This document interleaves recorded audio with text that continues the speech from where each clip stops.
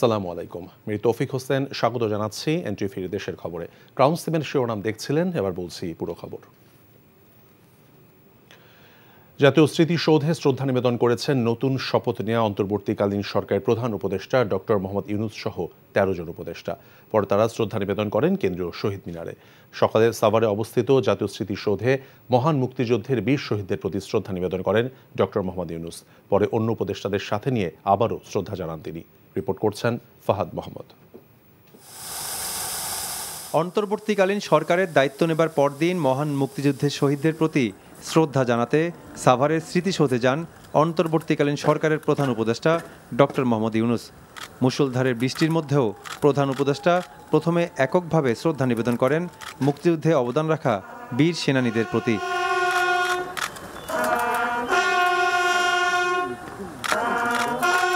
শ্রদ্ধা নিবেদনের পর কিছুক্ষণ দাঁড়িয়ে নীরবতা পালন করেন ডক্টর ইউনূস। এই সময় বিহকলে বাজানো হয় করুণ সুর। সশস্ত্র বাহিনীর একটি চৌকস দল গার্ড অব অনার প্রদান করেন।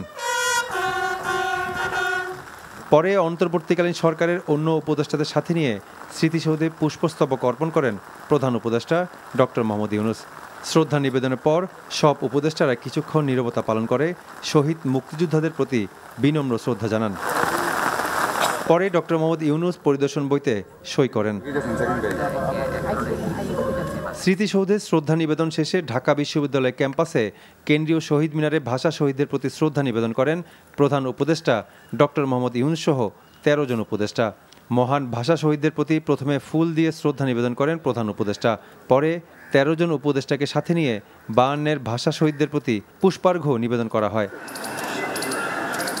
শ্রদ্ধা নিবেদন শেষে কয়েকজন উপদেষ্টা তাদের ভবিষ্যৎ পরিকল্পনা আর করণীয় নিয়ে কথা বলেন গণমাধ্যমের সাথে। ব্যবসা মন্থর হয়ে গেছে, নানা রকম চ্যালেঞ্জ, ব্যাংক এক্সেলের চ্যালেঞ্জ, অর্থনীতিতে পুনর্জীবিত করতে হবে, মানুষের জীবিকার যে এটা এফেক্ট পড়েছে এটাকে আপনার তাড়াতাড়ি আমাদের করতে হবে। এটাই সবচেয়ে প্রধান কাজ। তো বললাম আগে তো ল অ্যান্ড অর্ডার, তারপরে অর্থনৈতিক হিসেবে উদ্ধার করতে হবে আমাদের। আমরা আশা করব যে আমাদের যারা সিনিয়র সিটিজেন নাগরিক সমাজ তাদের অভিজ্ঞতা, গ্রহণযোগ্যতা এবং একই সাথে আমাদের যে তারুণ্যের শক্তি, এই উভয় মিলে আমরা বাংলাদেশ রাষ্ট্রটাকে আবার নতুন করে সাজাতে পারি। আমাদের জন্য যে অপূর্ব সুযোগ এনে দিয়েছে দেশ গড়ার, এই সুযোগটা যেন আমরা কাজে লাগাই।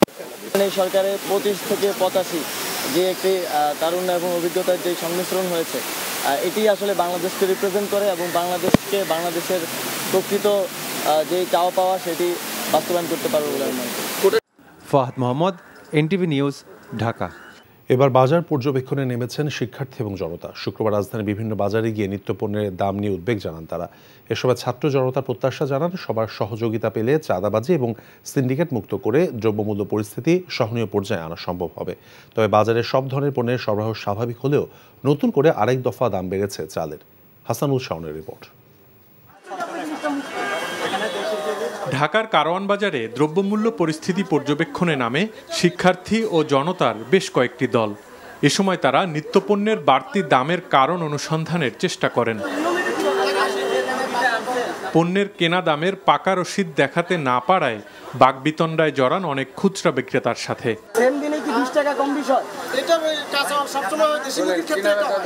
এ সময় শিক্ষার্থীরা বলেন, পণ্য পরিবহনে চাঁদাবাজি বন্ধের পাশাপাশি বাজারকে সিন্ডিকেট মুক্ত করাটা এখন অগ্রাধিকার তাদের। খুচরার দোকানে খুচরা যে বিক্রিগুলো করতেছে সেগুলো হচ্ছে অনেক বেশি একটা ডিসটেন্স কাজ করতেছে, এগুলো হচ্ছে আমরা মেইনটেইন করে ফেলবো। দোকানদারগুলো যেন হচ্ছে অতিরিক্ত দাম না নিতে পারে, এজন্য আমাদের আর কি ক্ষুদ্র চেষ্টা। মুরগিওয়ালাদের কাছেও নাকি চালান নাই, তাদের ব্যবসার কোনো ইয়া নাই, তারা কত করে বিক্রি করতেছে, কেউ ৬০০ লেখে তো কেউ ১৭০, কেউ ১৮০। আর যে জায়গায় দামের কোনো হেরফের আছে বা যারা এটা নিয়ে এখনো সিন্ডিকেট করতেছে তাদের দোকানও বন্ধ করার আমরা চেষ্টায় আছি। ছাত্র জনতার এই বাজার পর্যবেক্ষণকে স্বাগত জানিয়ে সাধারণ ভোক্তারা বলেন, সর্বপ্রথমেই দ্রব্যমূল্য পরিস্থিতি নিয়ন্ত্রণ করতে কার্যকর পদক্ষেপ নিতে হবে অন্তর্বর্তীকালীন সরকারকে। যেহেতু এখন কোনো সিন্ডিকেট নাই, আর সিন্ডিকেট থাকলেও জনতার যে রোষানল বোঝা গেছে, তো সেখানে তারা যদি এই সিন্ডিকেট বিরোধী বা সিন্ডিকেটটা ভাঙতে পারে তাহলে দ্রব্যমূল্য অবশ্যই সহনীয় অবস্থা থাকবে। দলীয় লোকরাই তো সিন্ডিকেট করে, যেহেতু এটা নির্দলীয় সরকার, সেই হিসেবে সিন্ডিকেট ভাঙতে পারবে বলে আমরা আশা করি। অন্যদিকে বাজারে আরেক দফা বেড়েছে প্রায় সব ধরনের চালের দাম। ভালো মানের মিনিকেটের কেজি এখন ৭২ টাকা। এছাড়া সপ্তাহের ব্যবধানে কেজিতে ২ থেকে ৩ টাকা দাম বেড়ে ২৮-এর কেজি বিক্রি হচ্ছে ৫৬ টাকায়, আর স্বর্ণার কেজি এখন ৫৪ টাকা। মোটা চালের দামে একটু বাড়ছে, আপনি বেশি গন্ডাগোলে পড়তে মোটা চালের দামে কেজি প্রতি ৩ থেকে ৪ টাকা বাড়ছে। ক্যারিং চার্জ বেশি, আর কিছু মিলাররা আছে এরা বস্তা প্রতি ৫০ টাকা বাড়াই দিছে, ১০০ টাকা বাড়াই দিছে, এই জন্য চালের দামটা বেশি। তবে কমতির দিকে সব ধরনের মুরগির দাম। ব্রয়লারের কেজি এখন ১৭০ টাকা, আর সোনালির কেজি বিক্রি হচ্ছে ২৭০ টাকায়। পাইকারি মুরগি আপনার মুরগি এখন মোটামুটি সব জায়গা থেকে আসতেছে, মুরগি অ্যাভেলেবেল মুরগি আছে, দামও একটু অনেক কমছে মোটামুটি। এছাড়া বাজারে সব ধরনের সবজির দামও কমতির দিকে। Hasanul Shaon, NTV news, Dhaka. রাজধানীর বেশিরভাগ থানায় পুলিশের কার্যক্রম স্বাভাবিক হয়ে আসছে। সেনাবাহিনীর সমন্বয়ে স্থানীয় গণ্যমান্য ব্যক্তি, শিক্ষার্থী সহ বিভিন্ন খাতের প্রতিনিধিদের সাথে মত বিনিময় করে থানাগুলো চালু করা হয়। যেসব থানার অবকাঠামো নষ্ট হয়েছে, বিকল্প উপায় তা চালু প্রক্রিয়াও শুরু হয়েছে। পুলিশ বাহিনীর কাজের পরিবেশ নিশ্চিতে জনগণের সহযোগিতা চেয়েছেন ঊর্ধ্বতন কর্মকর্তারা। থানার কার্যক্রম শুরু হওয়ায় স্বস্তি ফিরেছে জনমনে। Apple Shahriar report. জনগণকে সেবা দিতে আবারও চিরচেনা রূপে ফিরছে পুলিশ বাহিনী। রাজধানী তেজগাঁও থানায় গিয়ে দেখা যায় সেনাবাহিনীর সহায়তায় কার্যক্রম শুরু হয়েছে। কয়েকদিন থানা সুরক্ষার দায়িত্বে ছিল তারা। পরিস্থিতি স্বাভাবিক করতে স্থানীয়দের সাথে আলোচনা করে সেনাবাহিনী। আইনশৃঙ্খলা পরিস্থিতি স্বাভাবিক রাখতে পুলিশকে সহযোগিতার কথা জানায় স্থানীয়রা। থানার কার্যক্রম ফিরে আসায় স্বস্তি ফিরেছে জনমনে।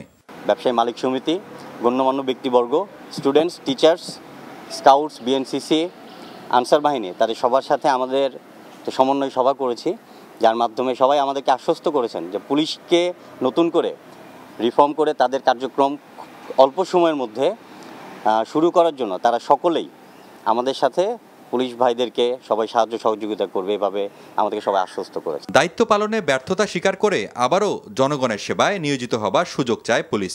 পুলিশকে আবার নতুন ফরমেশনে আনার জন্য কাজ করার আপনারা পরিবেশ তৈরি করে আপনাদেরকে দিতে হবে। অতএব আপনাদেরকে সবাই সুনাগরিক যারা আছেন সবাইকে আমি রিকোয়েস্ট করছি, আপনারা প্রত্যেকটা থানাকে পুলিশের জন্য কাজের উপযোগী করে দিবেন। সামগ্রিক পুলিশিং যত কার্যক্রম এখন থেকে আমরা এখানে শুরু করব, এবং সব ধরনের যে জনগণের যে সহায়তা, পুলিশি সহায়তা আমরা এখান থেকে প্রদান করব।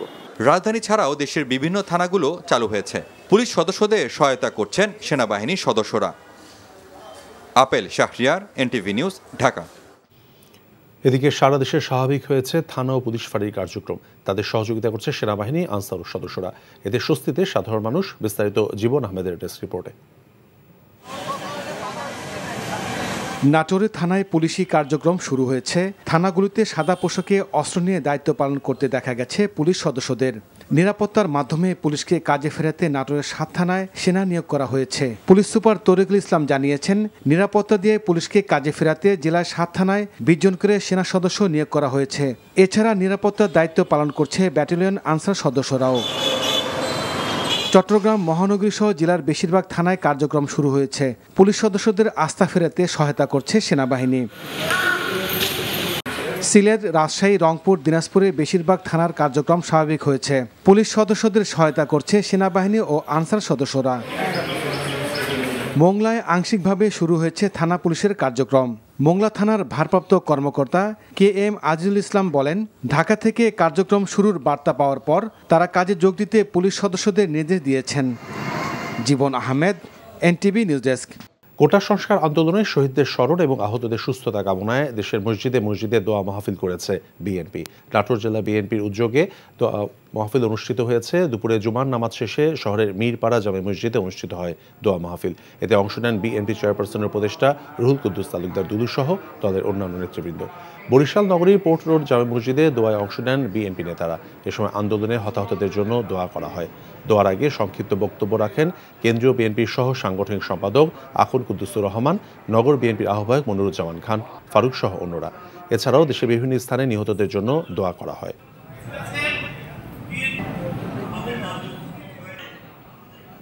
শৃঙ্খলা ফেরাতে এবং যানজট নিরসনে আজও স্বেচ্ছায় দায়িত্ব পালন করেছেন বৈষম্য বিরোধী ছাত্র আন্দোলনের শিক্ষার্থী সহ অন্যরা।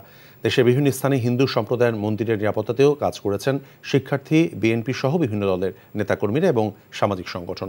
বিস্তারিত ডেস্ক রিপোর্টে। নতুন, পরিচ্ছন্ন ও সুশৃঙ্খল বাংলাদেশ গড়ার প্রত্যয়। রোদে পুড়ে ঘন্টার পর ঘন্টা সড়কে মহাসড়কে যান চলাচল কাজ নিয়ন্ত্রণ করছেন তারা। শহরকে যানজট মুক্ত ও সড়কের শৃঙ্খলা বজায় রাখতে জয়পুরহাটে দায়িত্ব পালন করছেন স্কুল কলেজের শিক্ষার্থী সহ অন্যরা। গাজীপুরে আন্দোলনকারী শিক্ষার্থীদের সাথে আনসার সদস্যরা সড়কে মহাসড়কে দায়িত্ব পালন করছেন ট্রাফিকে। বান্দরবান পৌর এলাকায় সাঙ্গু নদী তীর সহ বিভিন্ন স্থানে শিক্ষার্থীদের এমন পরিচ্ছন্নতা কার্যক্রম। ঠাকুরগাঁয়ে শিক্ষার্থীদের সাথে যোগ দিয়েছেন একাধিক সামাজিক ও সাংস্কৃতিক সংগঠনের কর্মীরাও। শহর পরিচ্ছন্নতায় কাজ করছেন তারা। নাশকতা ও দুষ্কৃতিকারীদের যে কোনো ধরনের অপতৎপরতা ঠেকাতে পটুয়াখালী, কিশোরগঞ্জ, ফরিদপুর সহ বিভিন্ন জেলায় মন্দির পাহারা দিচ্ছেন শিক্ষার্থী ও বিএনপি নেতাকর্মীরা। এছাড়া দেশের বিভিন্ন স্থানে শহর পরিচ্ছন্ন, যানজট নিয়ন্ত্রণ এবং মন্দির পাহারা দিচ্ছেন শিক্ষার্থীরা। এমন উদ্যোগকে সাধুবাদ জানিয়েছেন সর্বস্তরের মানুষ। শওকত করিম, এনটিভি নিউজ ডেস্ক। সাতক্ষীরার ভোমরা সীমান্ত দিয়ে ভারতে পালিয়ে যাওয়ার সময় south Bangla agricultural and commerce ব্যাংকের সাবেক চেয়ারম্যান এস.এম. আমজাদ হোসেন এবং বরিশাল মহানগর আওয়ামী লীগের শিল্প ও বাণিজ্য বিষয়ক সম্পাদক নীরব হোসেনকে আটক করেছে বিজিবি। সাতক্ষীরায় বিজিবি ৩৩ ব্যাটালিয়নের অধিনায়ক লেফটেন্যান্ট কর্নেল আশরাফুল হক জানান, সকালে সীমান্ত পার হওয়ার সময় বরিশাল মহানগর আওয়ামী লীগ নেতা নীরব হোসেনকে আটক করা হয়। দুপুরে আটক করা হয় ব্যবসায়ী এস.এম. আমজাদ হোসেনকে। দুজনেই দুদকের মামলার আসামি। অভিযোগ রয়েছে পুঁজিবাজারে তালিকাভুক্ত south Bangla agricultural and commerce ব্যাংকের পদত্যাগী চেয়ারম্যান এস.এম. আমজাদ হোসেনের শত শত কোটি টাকার সম্পদের সন্ধান পেয়েছে দুর্নীতি দমন কমিশন।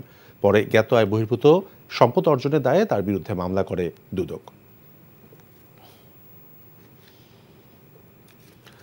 নড়াইলে নিখোঁজের 2 দিন পর হাকিম শেখ নামে এক কৃষকের মরদেহ উদ্ধার করা হয়েছে। ভোরে চিত্রা নদীর রঘুনাথ ঘাট এলাকায় তার মরদেহ দেখতে পেয়ে এলাকাবাসী পুলিশে খবর দেয়। পরে পুলিশ এসে লাশ উদ্ধার করে। নিহতের পরিবার জানায়, 7 আগস্ট সন্ধ্যায় বাসা থেকে বের হয়ে আর ফেরেনি হাকিম। বিষয়টি তদন্ত করে দেখা হচ্ছে বলে নড়াইল থানার সদর থানার ওসি জানিয়েছেন।